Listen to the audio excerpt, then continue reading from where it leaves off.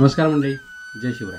तर मंडळी, स्वागत आहे तुम्हा सर्वांचं आज एक नवीन व्हिडिओमध्ये. तर काही दिवसापासून मनामध्ये होतं की जंजिराबद्दलची माहिती वाचावी. त्यासाठी श्री प्र के घाणेकर यांचं जंजिरा हे पुस्तक वाचत होतो. तर म्हटलं त्यातील काही मुद्दे आपल्यापर्यंत पोहोचवावेत. जे त्यांनी प्रास्ताविकेत मांडले आहेत ते मुद्दे मी आता तुम्हाला सादर करणार आहे.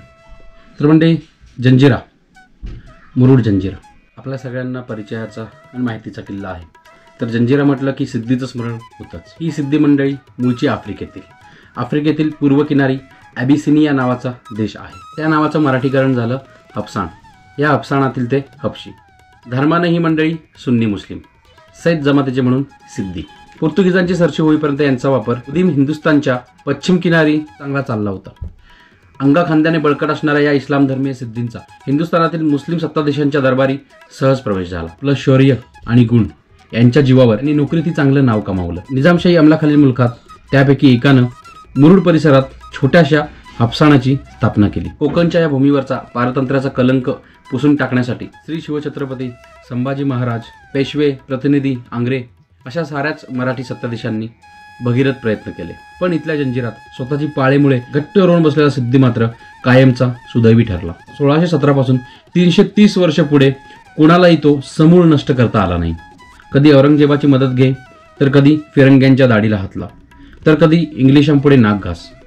अशा प्रकारे कधी नम्र होऊन, कधी ताट वागून त्यांनी आपलं बस्तान कायम ठेवलं. हिंदुस्थानच्या पश्चिम किनाऱ्यावरचा अजिंक्य जलदुर्ग म्हणून जंजिराची इतिहासात नोंद झाली. अखेर 1647 साली हिंदुस्थान स्वतंत्र झाला आणि या पावनभूमीवरचं ग्रहण सुटलं. आज मितीला रायगड जिल्ह्यातील हे जंजिरा पर्यटकांचे आकर्षण स्थळ बनत चाललं आहे. जंजिऱ्याला जाण्यासाठी मुरुड गाठणं अत्यावश्यक ठरतं.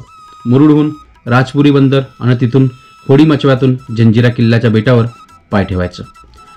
45-50 वर्षांपूर्वी किल्ल्यावर वस्ती होती. गड नांदता होता. गडाची व्यवस्था पुरातत्व खात्याकडे गेली आणि त्यांच्या धोरणानुसार रहिवाशांना किल्ला सोडून जावं लागलं. जैसा घरास हुंदीर तद्वतच राज्यास सिद्धी आहे, ही शिवप्रभूंची भूमिका होती. त्यांनी 1657 पासून 1678 पर्यंत किमान 6 वेळा प्रयत्न केले, पण ते विफल ठरले. अशा शिवरायांचा जयघोष तुम्ही करता, पण 330 वर्ष हा किल्ला आपल्या सत्तेच्या बळावरनी अक्कल हुशारीनं राजकारण करत स्वतःकडे राखला. त्या सिद्धींबद्दल तुम्हाला काहीच वाटत नाही असं स्थानिकांना वाटतं. या संदर्भात प्रकरे घाणेकर घटनेचा उल्लेख करतात. त्यांचे काही दुर्गमित्र जंजिराच्या भेटीस गेले होते. त्यातील काही तळमळीचे इतिहास संशोधक होते. इतर गुलहौशी पर्यटकांसारखे ते फिरत न बसता थोड्या डोळस बारकाईनं त्यांनी पडक्या अवशेषांचा धांडोळा घेतला. त्यांना सिमेंटचं पोतभर काही कागदपत्रे सापडली. हाताशी अपुरा वेळ, लिपी, भाषा त्यांना अगम्य. त्यांनी हे कागद बरोबर घेतले. पुण्यात आल्यावर अभ्यासकांच्या मदतीने त्यांचा अभ्यास करता येईल ही त्यांची कल्पना. बेटावरून मुरुडच्या मुख्य भूमीवर जायचं तर जलप्रवासाला पर्याय नाही. या मंडळींच्या गप्पा शिवकालावरच, गुणगान शिवप्रभूंचं. त्यांच्या हाती जुनी कागदपत्र पाहून नाविकाचं पित्त खवळलं.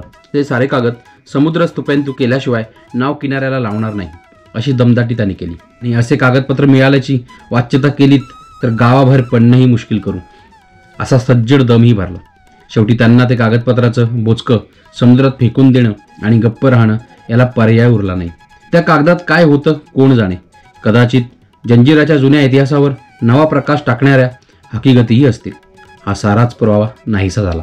मध्यंतरी जंजिराचं काही भलं करावं त्यासाठी पुरातत्व खात्यानं त्यातील बरीचशी झाडी कापून तोडून किल्ला साफ केला.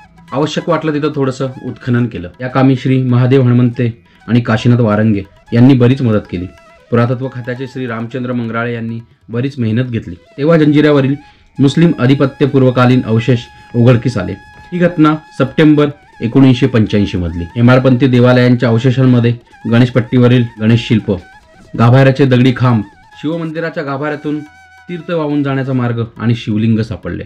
या घटनेची फारशी वाच्यता कोठेही झाली नाही. या अपूर्व शोधासंबंधी कोणाही संशोधक व्यक्ती वा मंडळीची मदत घेतली गेली नाही. या संबंधीचा एकही अहवाल प्रसिद्ध झाला नाही. त्यातील महत्त्वाचे अवशेषही मुंबईला हलवले गेले. आता हे उत्खनन, हा शोध सारं स्मृतीच्या गर्तेत नाहीसं झालं आहे. मुरुड, राजपुरी या भागात मुस्लिमांचे प्राबल्य आहे, पण परक्या आक्रमक सिद्धींबद्दल त्यांना आत्मीयता का वाटावी. श्री शिवछत्रपतींच्या सैन्यात दौलत खान, सिद्दी हिलाल आदी मुस्लिम मंडळी होती. स्वराज्याच्या प्रयत्नात त्यांची मनापासून साथही होती. तर मंडळी, तुम्ही जंजिरावरती गेला असाल तर कमेंट करून नक्की सांगा. आणि जंजिराबद्दलची ही थोडीफार जी माहिती आपण प्रस्तुत केली ही आपणास आवडली असल्यास व्हिडिओला लाईक नक्की करा, जेणेकरून व्हिडिओ सर्वांपर्यंत पोहोचेल. भेटूया पुढच्या व्हिडिओमध्ये. तोपर्यंत थँक्यू सो मच. धन्यवाद.